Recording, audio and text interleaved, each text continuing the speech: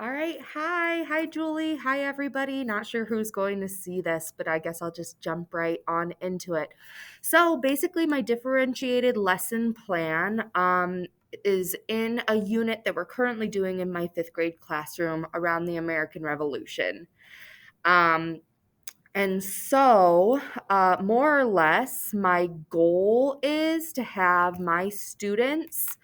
Um, be able to understand the events that led up what was the cause to the effect of the revolution. That's kind of how I'm teaching it, as a cause and effect kind of relationship.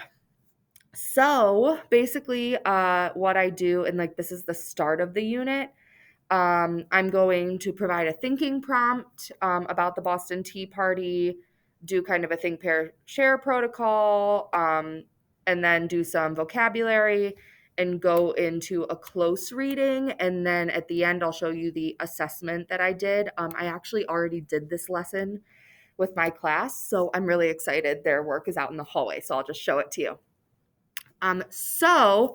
All right, this is a little weird, but I'll just try to jump into a mock facilitation of this lesson. So it would go all right, guys, so we're getting ready. We're going to transition to social studies. We usually have reading and then choice work time right before social studies. So okay, let's transition to social studies. Today, we're going to start our unit all about the American Revolution. Give me a thumbs up if you've heard those words before. American Revolution. That's kind of funny.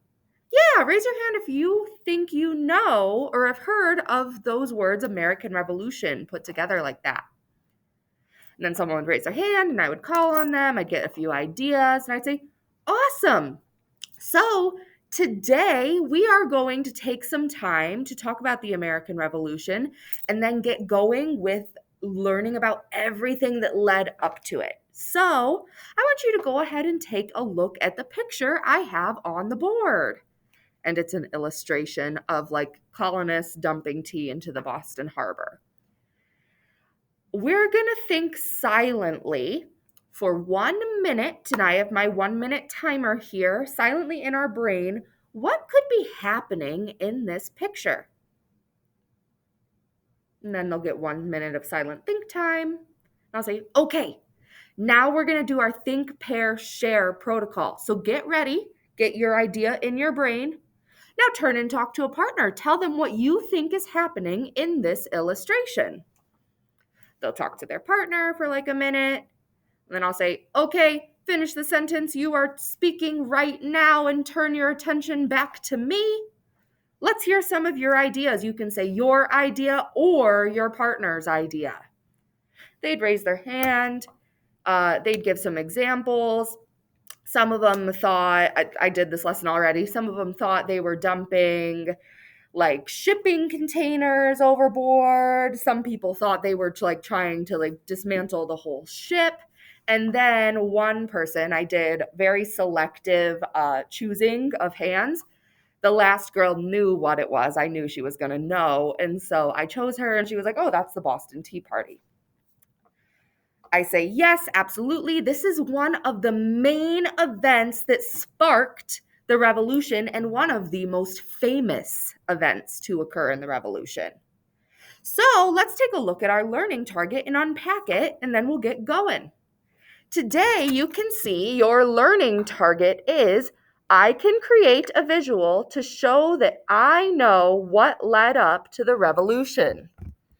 So today, we are going to learn about events that led up, came before the revolution, and then we are going to create some type of visual. It'll be different for each of you because the success criteria is differentiated. Some type of visual to show what we know. I'll have them show me on their thumbs, restate the learning target, all that stuff. And then I will go into our activity and our vocabulary. So, okay, so here's some vocabulary that you are going to need to know today before you start reading. I'll put the vocabulary up on the board. We talk about if we've heard those words before. We give definitions. And then I tell them, Okay, today's assignment, you will be working in groups of 1, 2, or 3 with your rally partners. They have partners they have like a group of students they are allowed to choose from for different activities. So they'll choose their rally partners, which is like 5 to 6 different classmates. So they get to choose off of that list of 6. They are kind of paired based off of like just right matches to where they all have someone who is like a really strong writer, a really strong reader, so they can kind of play off of each other's strengths.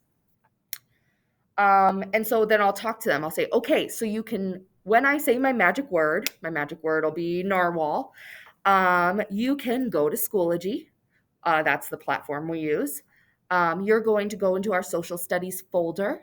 You are going to open up the lesson called Leading Up to the Revolution.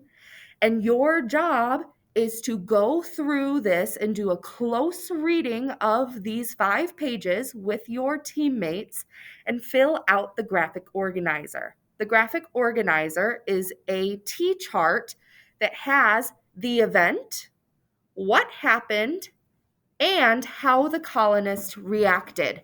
When I'm talking about how the colonists reacted, I'm talking about if you were the colonists, if you were the person standing there, how are they feeling? How are they thinking? And what are they doing? Show me on your thumbs if you understand what we are doing. They'd show me on their thumbs again. They'd ask any questions. And then I would say narwhal and would release them to go. Then students were working, all of that stuff. And now I will show you what the product was at the end of this. So we have it out in the hallway so that the other 5th grade classroom can also be utilizing this. So it's like a collaborative, shared show of their knowledge.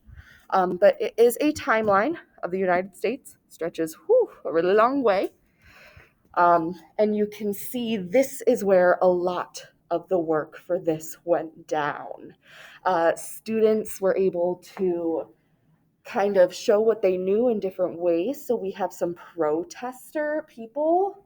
We talked about slogans, phrases, things like colonist lives matter, you killed my cousin on the streets at the Boston Massacre.